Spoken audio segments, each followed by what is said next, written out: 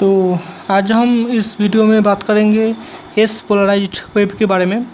अब S polarised wave के मतलब क्या है? एस के मतलब है कि परपेंडिकुलर। ये एस आया है एक जर्मन वर्ड सेनक्रिस्ट, इस जर्मन वर्ड से।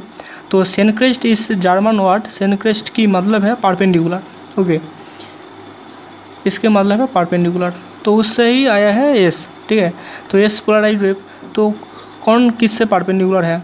तो हेयर क्या इलेक्ट्रिक फील्ड जो है, electric field is a plane of incidence perpendicular to the plane of incidence. So here जो electric field is a perpendicular to the plane of incidence.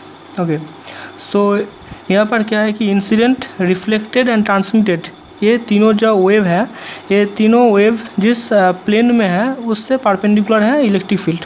Okay, so here क्या होता है कि एक electromagnetic wave इस दो मीडियम के बीच में एक पॉइंट में आया तो इंसिडेंट हुआ। उसके बाद क्या है कि ये रिफ्रैक्ट करेगा और अनदर पार्ट कुछ पोर्शन है कि जो ये रिफ्लेक्ट करेगा।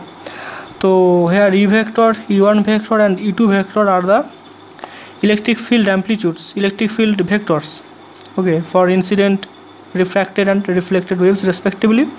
And here the incident and reflected and refracted angles are theta, theta 1 and theta 2.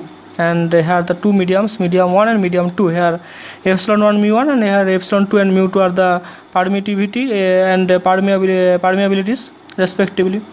So here this is the H vector, H1 and H2 are the magnetic field vectors respectively.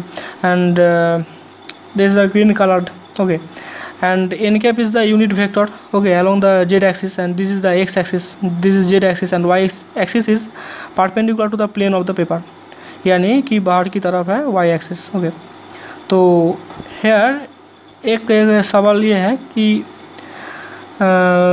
H1 vector जो है ये इस direction में क्यों नहीं हुआ, इस direction में क्यों हुआ? तो इसका कारण यह है कि जो इलेक्ट्रोमैग्नेटिक फील्ड का जो एनर्जी है, एवरेज एनर्जी, पॉइंटिंग वेक्टर के एक्सप्रेशन के अकॉर्डिंग एस वेक्टर यानी पॉइंटिंग वेक्टर क्या होता है? S vector is equal to something into E cross H. तो अगर ई क्रॉस एच होगा तो क्या होगा? वो ई क्रॉस एच का मतलब इस साइड से एवरेज एनर्जी फ्लो करेगा। ठीक है, तो ये इंसिडेंट हुआ एक इलेक्ट्रोमैग्नेटिक वेव, थोड़ा सा पार्ट ट्रांसमिट करेगा और अनदर पार्ट इसमें से रिफ्लेक्ट करेगा। ठीक है, तो एनर्जी कैसे फ्लो करेगा? एनर्जी इसमें इंसिडेंट होगा, उसके बाद ट्रांसमिट करेगा एंड थोड़ा सा रिफ्लेक्ट करेगा, कुछ पर रिफ्लेक्ट करेगा। तो रिफ्लेक्ट करने के लिए for the frontward direction flow H1 vector इस डायरेक्शन में होगा।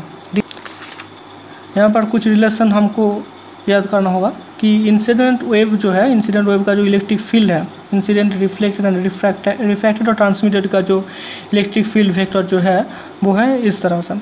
ई वेक्टर इज इक्वल टू ई0 vector into E to the power J into K dot R minus omega T. For ई1 के लिए k1, ई2 के लिए k2 वेक्टर। ओके, एंड मैग्नेटिक फील्ड इंटेंसिटी जो होगा H vector is equal to this k cross E by omega into म्यू1 and similarly H1 and H2 ये होगा। तो अगर हम मैग्नीट्यूड की बात करेंगे तो क्या होगा? H0 is equal to under root epsilon 1 by म्यू1 इंटू ई0, H10 is equal to under root epsilon 1 by म्यू1 इंटू ई10 and H20 is equal to under root epsilon 2 by म्यू2 इंटू ई20। ठीक है, तो ये कुछ रिलेशन है जो हमको याद करना पड़ेगा। ठीक है, तो हम इसके बाद चला जाते हैं नेक्स्ट डेरिवेशन पे। Okay, now for this derivation we have to use two boundary condition. One is the continuous condition or continuity of the electric field between the two media through this boundary, and another is the continuity of the magnetic field, continuity of the tangential component of the magnetic field in this boundary. Okay, so number one is the continuity of E field at the boundary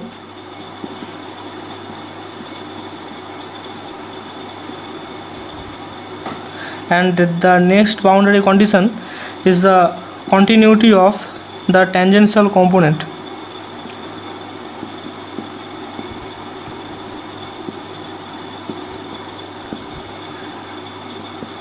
H field, magnetic field at the boundary।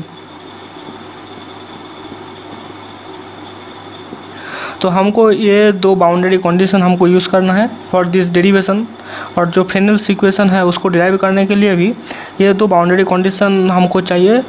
और इस दो boundary condition को use करके हम दो equation ले आएंगे, और वो दो इक्वेशन को सॉल्व करके हम जो इक्वेशन पाएंगे उसको फ्रेनेल्स इक्वेशन कहलाता है। तो पहला जो है वो tangential component of the electric field at the boundary, at this boundary, okay. And the next is the tangential component of the magnetic field यानी H field through this boundary. इस बाउंड्री से दो साइड का जो magnetic field यानी H vector जो है, H vector H2 and H1, तो इसका जो टेंजेंशियल कंपोनेंट है उसका कॉन्टीन्यूटी हम देखेंगे, उसको चेक करेंगे और जो इक्वेशन आएगा वो नोट करेंगे। और उसके पहले जो है इलेक्ट्रिक फील्ड का जो कॉन्टीन्यूटी है टेंजेंशियल कंपोनेंट उसको भी हम नोट करेंगे और एक इक्वेशन में ले आएंगे, और वो दो इक्वेशन हमको सॉल्व करना है। उसके बाद जाकर हमको फ्रेनेल्स इक्वेशन मिलेगा। तो पहले हमको क्या करना पड़ेगा, पहले हमको number 1 continuity of the electric field ले आना पड़ेगा। तो इसके लिए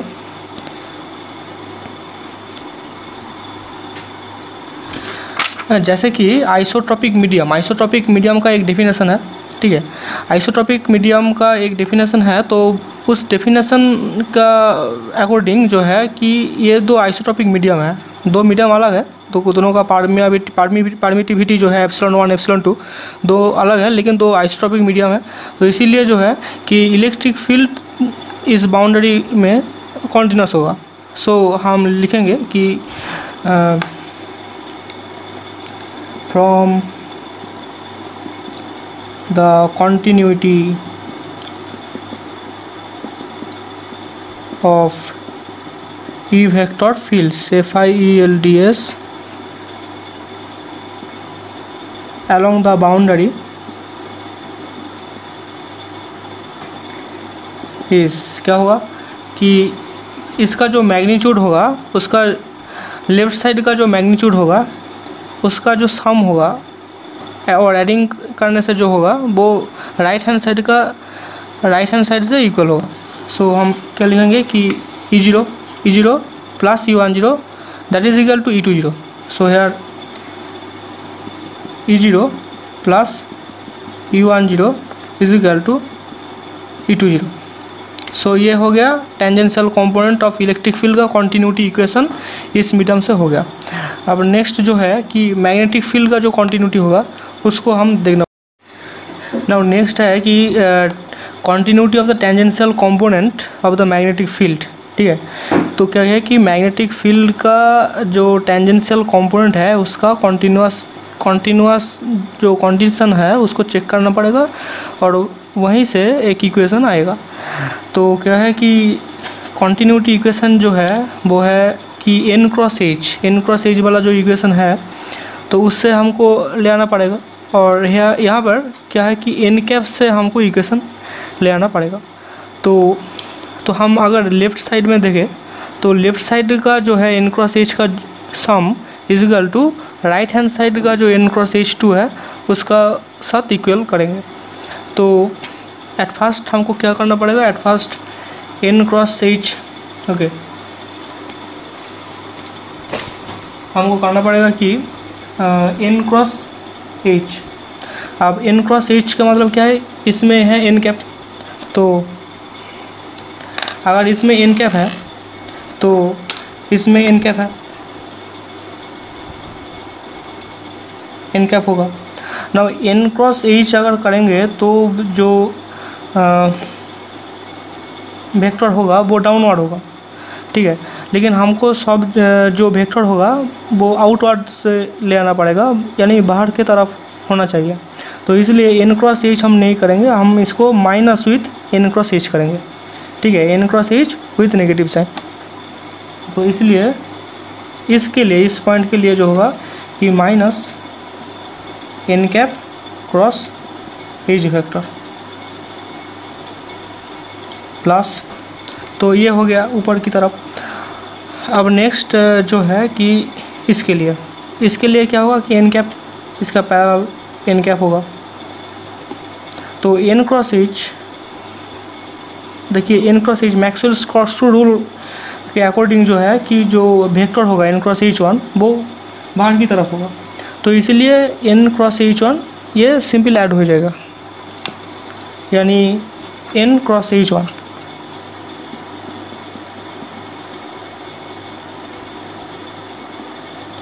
अब इसके साथ जो है इक्वल होगा राइट हैंड साइड में, जो है राइट हैंड साइड में क्या है कि एन कैप, तो ये एन कैप होगा। तो अगर ये इस साइड से अगर ये मूव करेगा तो ये डाउनवर्ड हो जाएगा, तो इसको हमको अपवर्ड में ले आना पड़ेगा। तो इसके साथ इसके लिए क्या होगा कि एक नेगेटिव साइन ले आना पड़ेगा।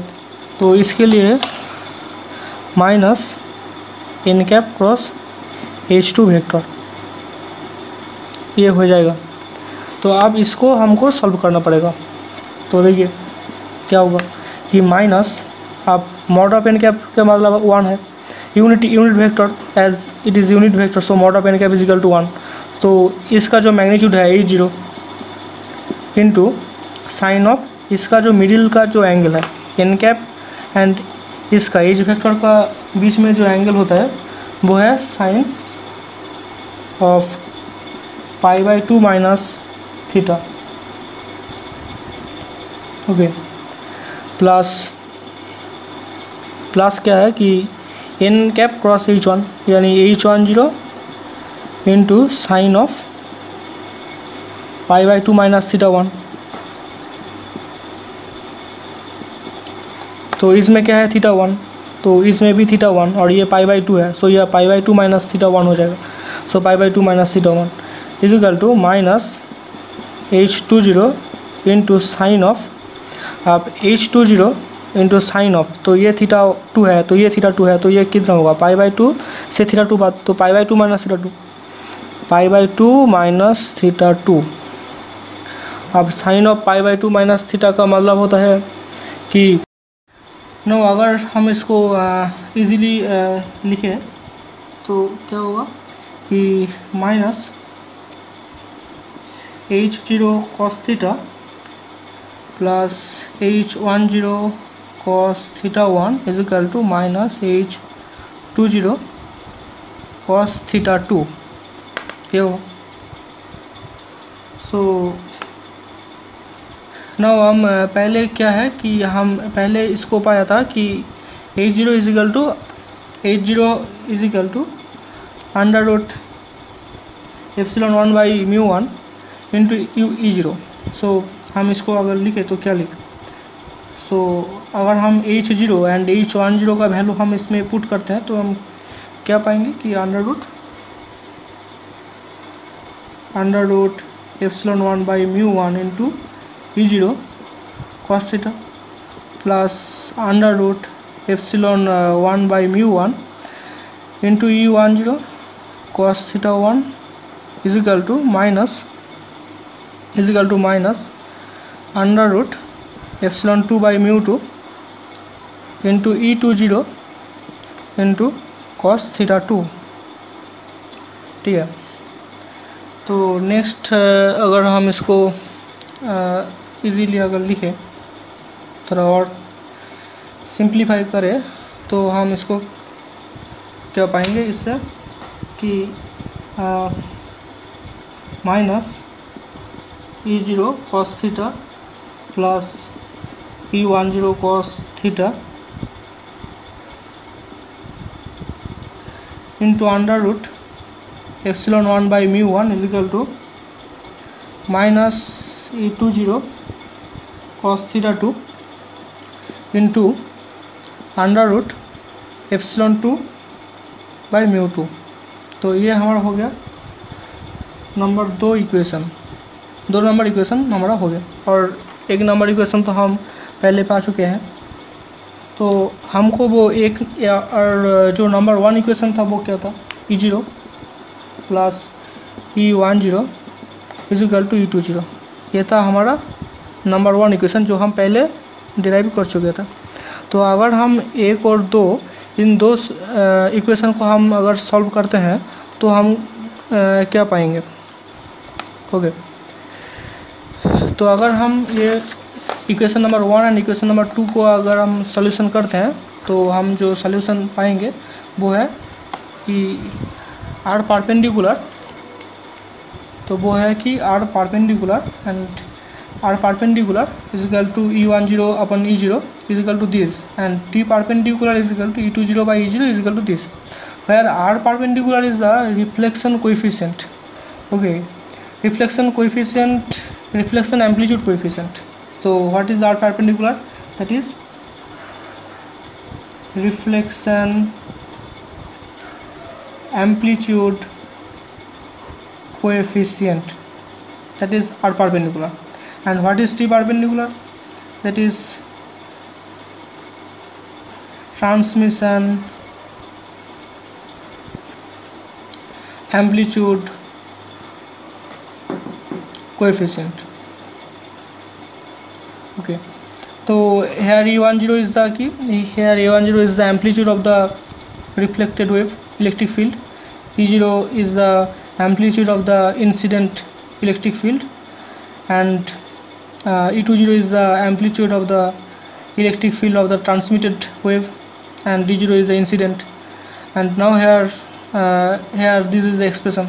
Okay, under root epsilon 1 by mu 1 into cos theta minus under root epsilon 2 by mu 2 into cos theta 2 whole by under root epsilon 1 by mu 1 into cos theta plus under root epsilon 2 by mu 2 into cos theta.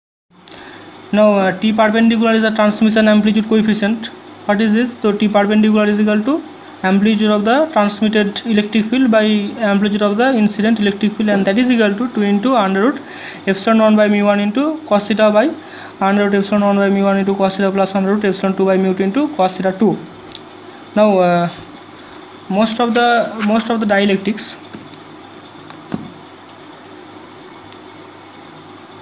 now most of the dielectrics क्या होता है कि ज़्यादातर dielectrics में क्या होता है कि mu 1 is equal tends to mu 2 and tends to जो होता है mu 0, यानी वैक्यूम का जो परमेबिलिटी उसका साथ इक्वल होता है। तो क्या होता है कि mu 1 एंड mu 2 के स्थान पर हम mu 0 लिख देंगे। तो इसमें जो mu 1 mu 2 है उसमें हम mu 0 से सब्स्टिट्यूट कर देंगे।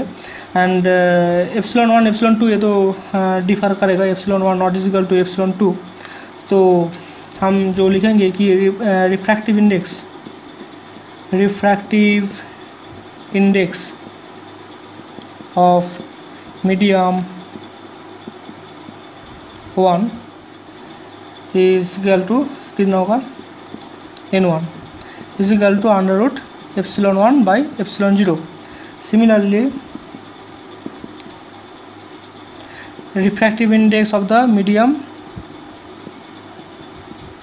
2 is equal to n2 is equal to under root epsilon 2 by epsilon 0।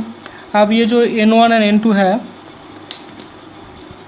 अब ये जो n1 एंड n2 है हम इसमें सब्स्टिट्यूट करेंगे, और अगर हम n1 एंड n2 और ये जो mu 0 है mu 1 और mu 2 के स्थान पे अगर हम mu 0 से सब्स्टिट्यूट कर देंगे तो वो mu 0 कट जाएगा, और अंडर रूट एप्सिलॉन 0 से अगर हम अप एंड डाउन में अगर डिवाइड कर देंगे तो क्या होगा, under root epsilon 1 by epsilon 0, here under root epsilon 1 by epsilon 0 and this is under root epsilon 2 by epsilon 0। So this is n1, this is n1 and this is n2। So अगर हम n1 and n2 यानी refractive index of the medium 1 and refractive index of the medium 2 इसके according अगर हम इस expression को लिखें तो क्या होगा।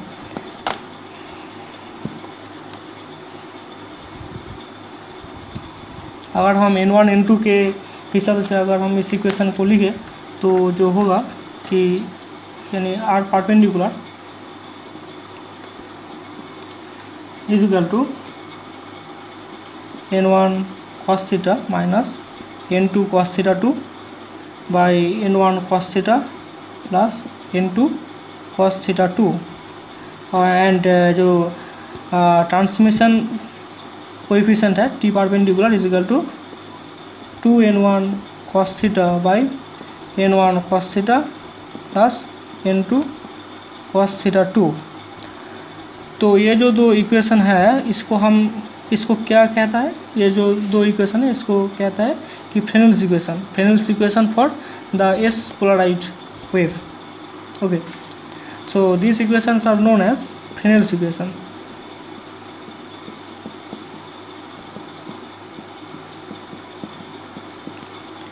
Fresnel's equation for S polarized wave, and this is the simplest form of the Fresnel's equation.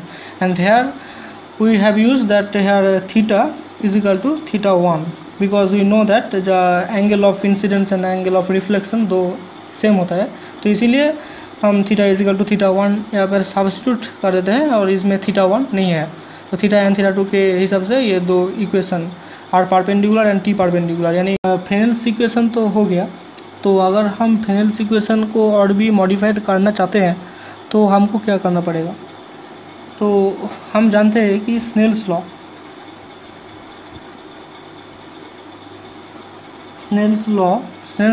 क्या कहता है कि sine theta by sine theta 2 is equal to N2 by N1, यानी refractive index of the medium 2 by refractive index of the medium 1 equal to the ratio of the sine of angle of incidence by angle of refraction और transmission.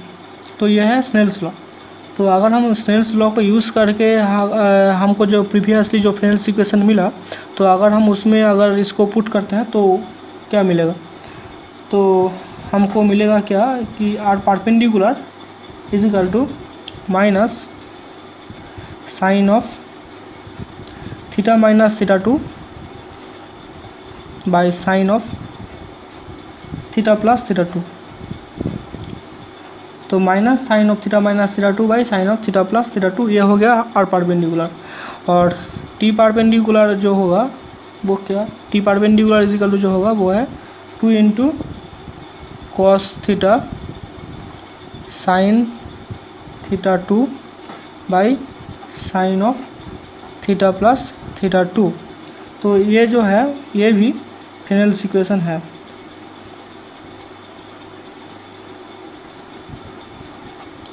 किसके लिए? For S polarised wave.